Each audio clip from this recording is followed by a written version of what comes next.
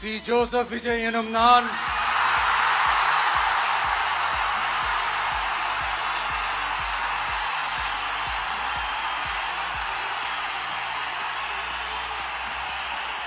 சட்டப்படி அமைக்கப்பெற்ற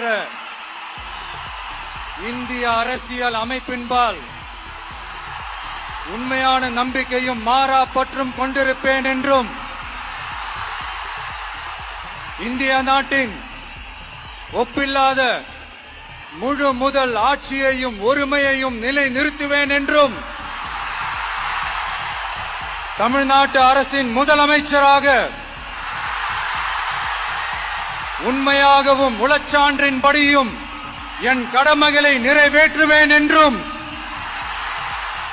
அரசியல் அமைப்பிற்கும் சட்டத்திற்கும் இணங்க அச்சமும் ஒருதலை சார்பும் இன்றி விருப்பு வெறுப்பை விலக்கி பலதரப்பட்ட மக்கள் அனைவருக்கும் நேர்மையானதை செய்வேன் என்றும் ஆண்டவன் மீது ஆணையிட்டு உறுதிமொழிகிறேன்.